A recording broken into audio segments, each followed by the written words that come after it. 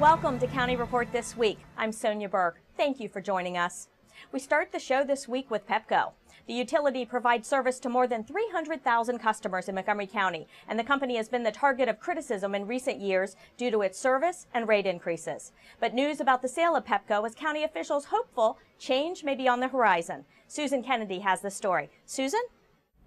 Sonia, the sale of Pepco is generating a lot of discussion here at the County Council. In fact, Councilmember Roger Berliner has introduced a resolution that requires the sale of the company to hinge on improvements to its reliability.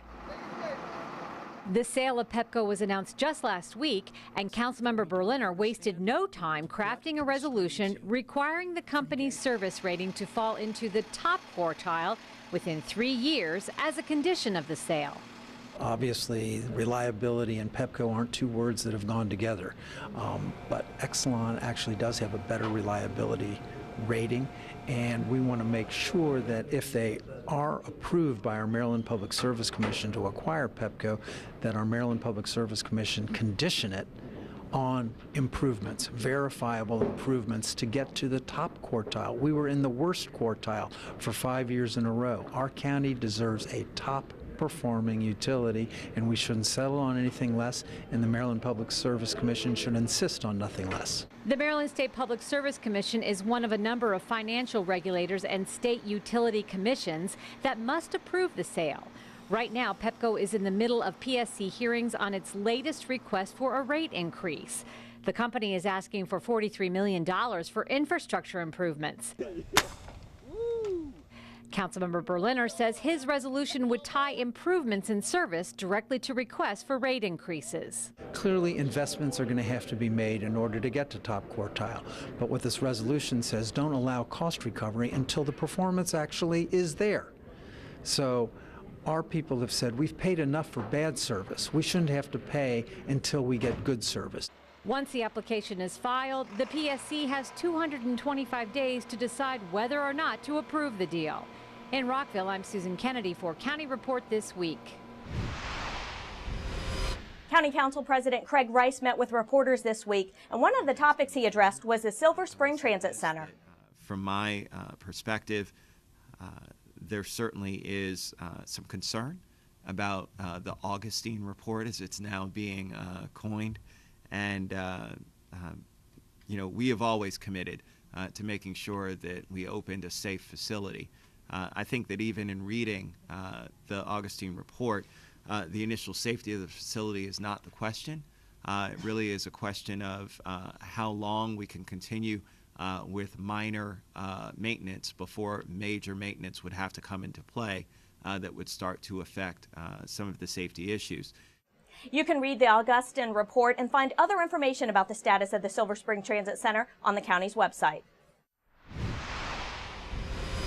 Montgomery County Executive Ike Leggett has announced the introduction of pay equity legislation that addresses pay secrecy issues.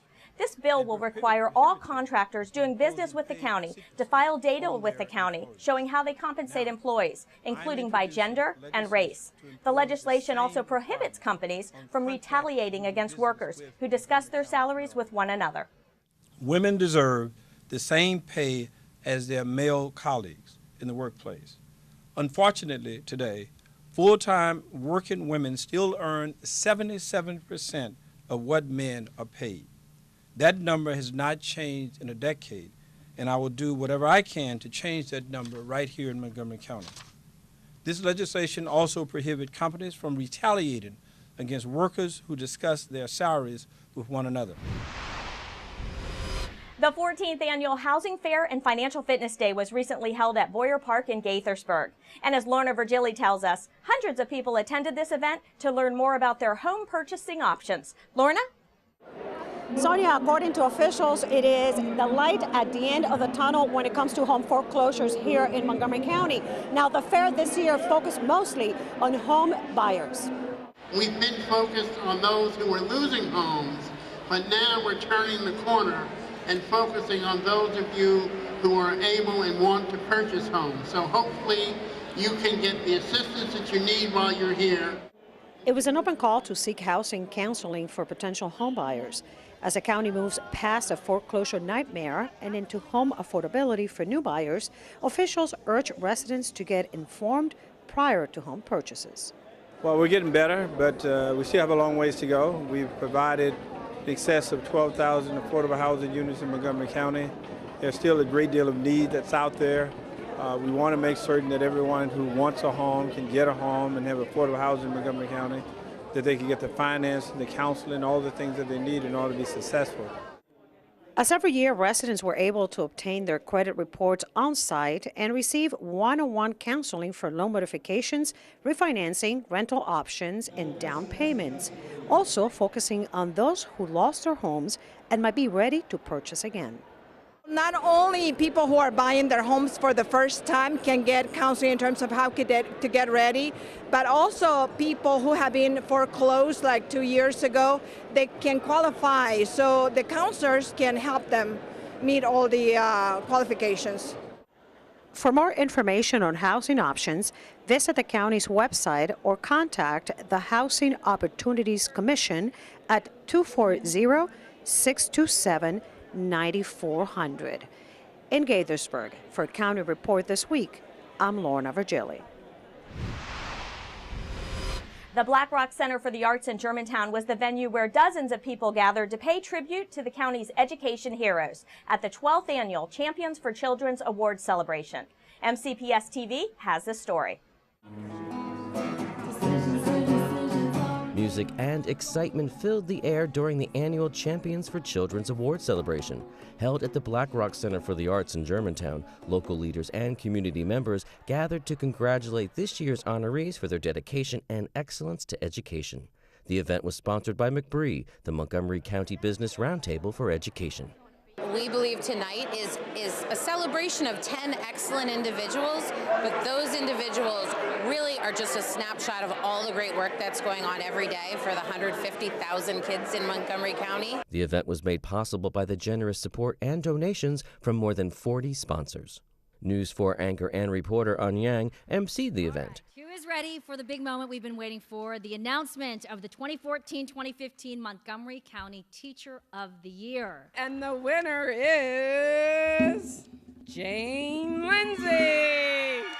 Miss Lindsay is an English and reading teacher at John Poole Middle School who has worked for MCPS since 1988. I really did not expect to win this, so I was pretty blown away. I am overwhelmed. I am very grateful. The whole process has been crazy, delicious fun, I'll tell you what. This is my baby, and I am so proud of her. Everything I've heard about her is just so inspiring. I wish I could go back and be in Miss Lindsay's class. Mrs. Lindsay may be a veteran teacher, but she's young at heart, and she's got the same enthusiasm and joy for learning that she had when she was a teenager herself. This work doesn't happen alone. Greatness doesn't happen in isolation. You got to have a team of colleagues, you got to collaborate, you got to work hard, you got to have good leadership that supports and holds you to high expectations. All that's happening at John Poole, and we see it with Miss Lindsay, and she's just a fabulous example of what's great about Montgomery County Public Schools. Montgomery County is a great, supportive place to teach, and so if you're going to teach, this is the place to do it. Miss Lindsay will now go on to compete for the Maryland Teacher of the Year title. Montgomery Community Media recently hosted entrepreneur, philanthropist, and author Frank Islam as one of the keynote speakers for its Small Business University series. MyMC Media's Valerie Bonk reports. Doing well while doing good is the message Frank Islam gave to the crowd at Montgomery Community Media's Small Business Networking event in Rockville. It's very important for them to serve the community. It's very important to give back and sharing it. America has provided them letters opportunity for them to succeed. It is high time that they return the investment back to America by sharing and giving back. An author, entrepreneur, and philanthropist, he currently runs a private investing company that provides support to emerging businesses. He got his start in business as the founder of QSS, a government contractor and information technology firm that made $280 million in revenue before its sale in 2007. But it wasn't easy. My journey was not a straight line. It was not always easy, and the final destination was not certain. A Potomac resident, Frank Islam, says that perseverance and the support of the surrounding community helped him through. What enabled me to prevail on my journey was a belief in myself and those around me, and the opportunity presented by the American dream. Small business owners at this event said the speech inspired them to make a difference. To do well and to do good and to give back and to give your employees input. You're going to have a rocky road ahead sometimes as a small business, but that you can withstand that if you do the right things. Understanding where your gifts are and laser in on those gifts to get to the next level, but understand where your limitations are and bring people in your fold where I guess you need the expertise in developing a well-rounded business. It was very inspirational. Being an immigrant as well, it really resonated with me, and it gave me a lot of fuel for the fire, essentially, so I can get out there and grow my business even bigger. For County Report This Week, I'm Valerie Bonk. I see the best hope for renewing America and the belief in the American dream. When we come back, County Executive Ike Leggett tours Verizon's Silver Spring Complex. And we'll introduce you to the winner of the Green Team Efficiency Contest at Montgomery College. Stay with us. We're coming right back. Hello, my name's Phil Wacklowski. I'm a manager in the Department of Permitting Services in the Building Construction Division, and I'm here to speak on week 2 of Building Safety Month. Building codes and permits provide safeguards against potential hazards in most aspects of building construction. Damage caused by storms or fires cannot always be prevented. After a severe storm or fire, if your home is damaged, permitting services inspectors will come and assess the structure and inform the owner if permits are needed to effect the repairs, thus ensuring the integrity of your home. Montgomery County's Department of Permitting Services helps homeowners weather the storm by ensuring that their homes are safe to return to after the storm. Did you know there are more than 10,000 county government phone numbers? But there's only one number you need to remember for non-emergency calls, 311. MC 311 is Montgomery County government's online telephone information system. Need information? Have a problem or complaint? Trying to locate a county government facility? Call 311. The call center is open Monday through Friday, 7 a.m. to 7 p.m. The website is available 24 hours a day, 7 days a week. Welcome back to County Report This Week. I'm Sonia Burke. County Executive Ike Leggett recently toured Verizon's Silver Spring Complex, which features one of the largest clean energy investments by a private company in Maryland. Verizon invested over $100 million as part of its sustainability initiative that included the installation of 5,500 solar panels. To live green reflects a value of conscious atmosphere about everything around you, about how you live, where you work, and working here at Verizon sets a tremendous example for so many within our community. The numbers that you just cited, that's impressive. That's a huge number. And few of any company can match what Verizon has done. But we want to make sure that that challenge that you put out there is something that everybody can follow. And people will, in fact, follow them. This facility houses some 2,200 employees. County Executive Ike Leggett has signed 7 bills passed unanimously by the County Council on Earth Day that promote renewable energy, energy efficiency, and sustainability for county agencies, programs, residents, and businesses. It is through their efforts, through their steadfast support of environmental sustainability that we are able to look broadly at a range of options. That range includes a number of things that this set of legislation will in fact accomplish. Several council members and department heads were in attendance for the signing ceremony, including Council Member Roger Berliner, who introduced the bills. Professor Lori Kelman submitted the winning proposal for the first annual Montgomery College Green Team Efficiency Contest. MC students, staff, and faculty gathered at a recent event, co-sponsored by the MC Green Team, to recognize student sustainability projects and to announce the winner of the first ever MC Green Efficiency Contest. The grand prize goes to Professor Kelman. Come on up here. It's a really simple idea. We do recycle, but a lot of our recycling bins have been acquired from different places, and so they're not really labeled correctly. So it was really just trying to get us to increase compliance and get things recycled that can be recycled. The thing that really I'm most proud of are the proposals that the students and the faculty came up with. When I look at the videos of them explaining their proposals in reasonable terms, I just, success. We succeeded, and I couldn't be happier. On display at the event were MC's second place winners of the Maryland Sustainable Growth Challenge. These student projects were focused on eco-friendly construction and design. The point of it was because there was already a plan for Burtonsville to develop a sustainable community across the New Giant that was the 15-acre lot that was basically a ghost town, and so that was our job. The sustainability part of it was just emphasizing it through like rain gardens and pervious pavement and solar paneling and everything, just to make this community more environmentally friendly, especially because we have the Patuxent watershed north to it. The proposals that we get are really half the story. We're teaching a lesson to these students that over the next 10 and 20 years, this is what you're going to be doing when you go out and get a job. For County Report this week, from Montgomery College, I'm Heather Welliver. And now it's time for our weekly transportation update. Tom Pogue joins us from the county's Department of Transportation with some new information about your Smart Trip card. Tom?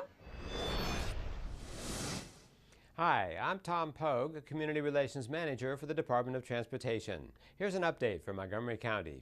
The Smart Trip card has become the standard payment option not just for Metrorail but also for your local bus. Riders are encouraged to take advantage of the plastic rechargeable fare card that offers lower fares.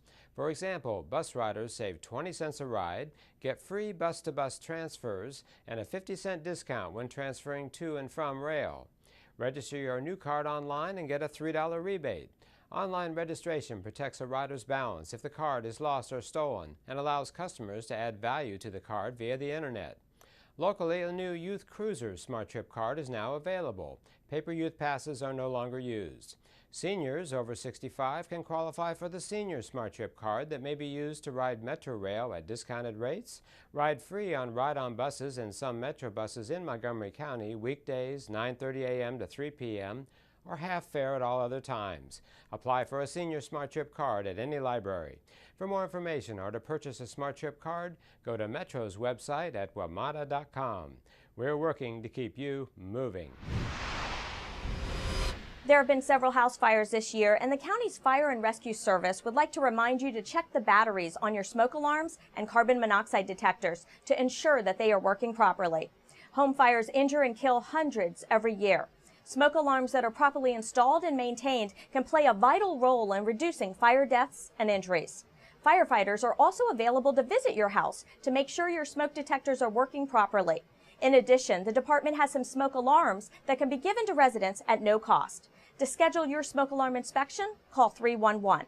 A working smoke alarm dramatically increases the chance for survival, so make sure to check those batteries today. When we come back, we'll show you how some local seniors are staying active. And we'll visit some restaurants in Fenton Village that were the focus of a recent festival. Stay with us, we're coming right back. Election day is fast approaching. Is your voter registration accurate and up to date? Has your name or address changed? Go to 777vote.org or call 240-777-VOTE to check your current registration. Deadline is June 3rd at 9 p.m. If you can't make it to the polls on Election Day or during early voting, absentee ballots are available now. Just go to our website and submit an application. Remember, your time, your voice, your vote.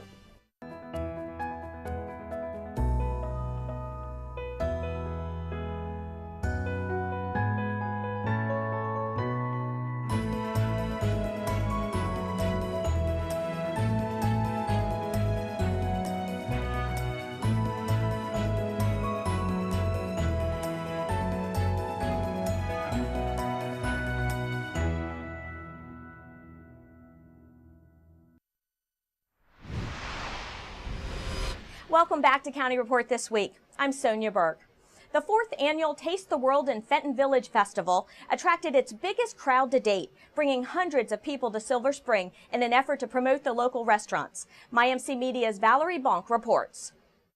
I'm here in Silver Spring where locals are hitting the streets and trying new restaurants in order to get a taste of the world in Fenton Village. We went to try the Vietnamese restaurant and we were going to try some crepes and some Ethiopian food. We went to a Greek restaurant that had a huge baklava that we all shared. It was only $2. The 4th annual Taste the World in Fenton Village attracted its largest crowd yet, bringing hundreds of hungry patrons to more than 24 local restaurants to taste from special menus offering small plates for $5 and under. There's restaurants from all around the world that are here, and so the whole idea is just to let people know about it and to promote it, because a lot of the attention sometimes just goes up the street at Ellsworth Avenue, but yet there's so many other things to offer. This is not a taste-off event where you come to one place and you come here and you taste the food here. No. You come here, pick up your passport, and then take that passport around to one of the 30 participating restaurants. There are a lot of development that will occur in and around this area,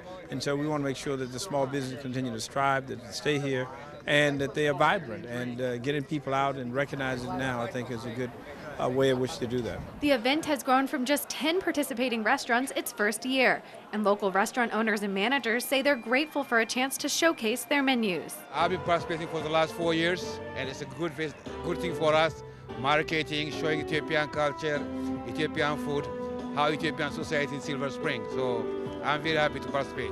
It's a way to get involved with the community, let the whole area know what we do at Fire Station, get to know the restaurant, and just know that we're here. We create a lot of excitement around here, and we're trying to keep the community inside the community and participate in the restaurant and the business around here. So we want to keep it all local. For County Report This Week, I'm Valerie Bonk. The 2014 growing season is underway, and that means our county's farmers markets are now open for business. You can find local produce, a variety of cheese, breads, eggs, flours, and even meats at your local farmers market. For a list of Montgomery County farmers markets, their locations, and hours of operation, visit mygreenmontgomery.org. Organizers are gearing up for the 5th annual Gaithersburg Book Festival, which takes place from 10 a.m. to 6 p.m. on May 17th at the grounds of Gaithersburg City Hall. Some of the authors expected at this year's event include John Feinstein, Alice McDermott, Mark Leibowitz, and so many more. This free literary event has put Montgomery County on the map as a cultural destination because of the number of well-known authors it attracts from around the country. Organizers say this year's book festival will be no different. This is our 5th annual Gaithersburg Book Festival. First off, I'm not going to be able to tell you a tremendous amount more than you're going to find out on the website. So if you're interested, everyone should go to gaithersburgbookfestival.org to find out about the authors and the programs that are coming up.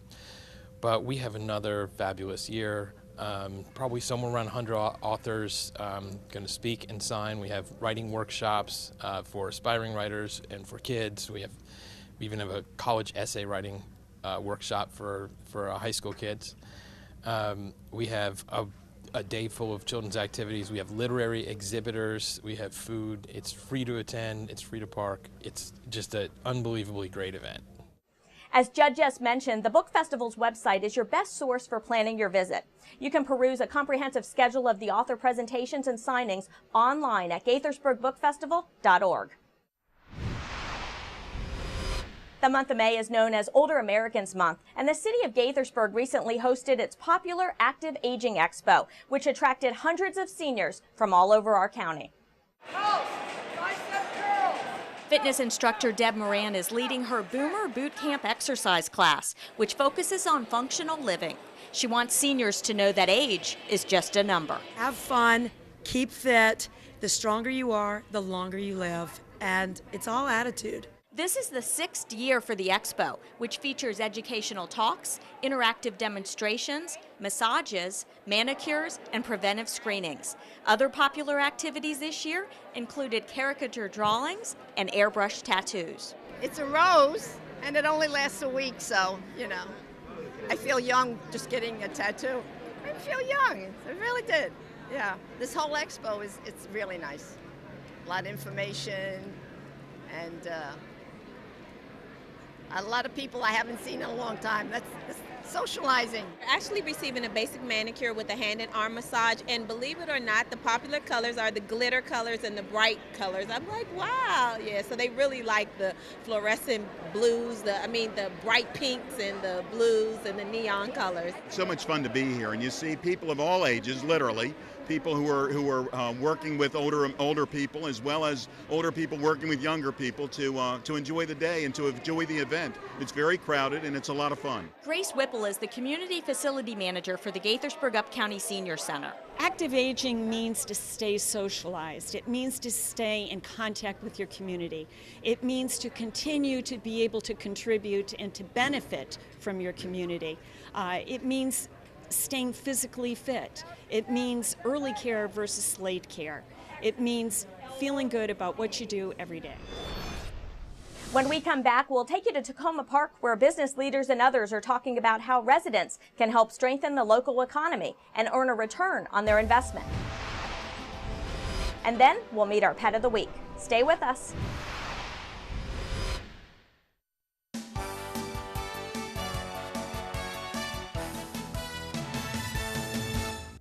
The Montgomery College Foundation has hundreds of scholarship opportunities available, and students can apply for all of them with one online application. Just visit montgomerycollege.academicworks.com and enter your MyMC password and ID to complete your foundation scholarship application.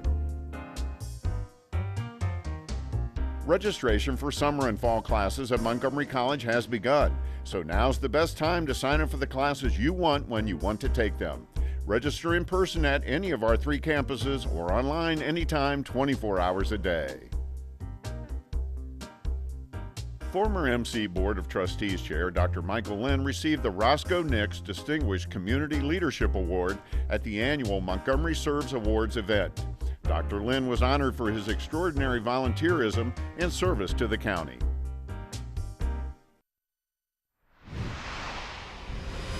Welcome back to County Report This Week. I'm Sonia Burke.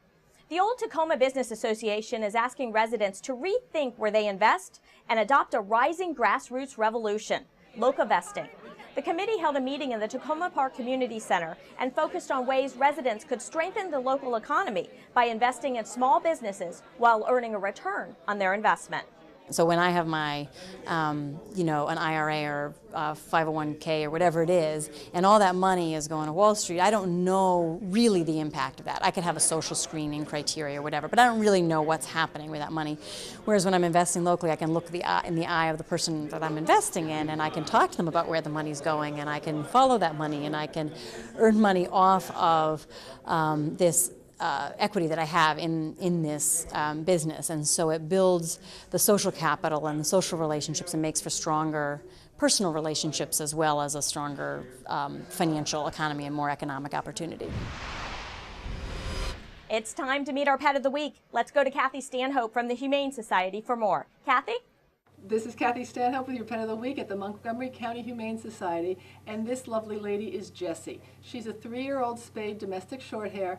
Now, Jessie is not the most affectionate kitty in the world, which doesn't say that she's not going to make a good pet. She is a nice pet. She's just not the biggest lap cat. So if you're looking for a cat who wants to sit next to you and not necessarily on you, Jessie's the girl for you.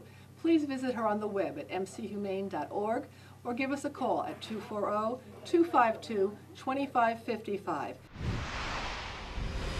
With that, we close this edition of County Report This Week. Remember to like us on Facebook and to join us again at this time every week for a look at what's going on inside Montgomery County. We leave you with the sights and sounds from the beautifully landscaped greens at the City of Rockville's Red Gate Golf Course. I'm Sonia Burke. Thank you for watching.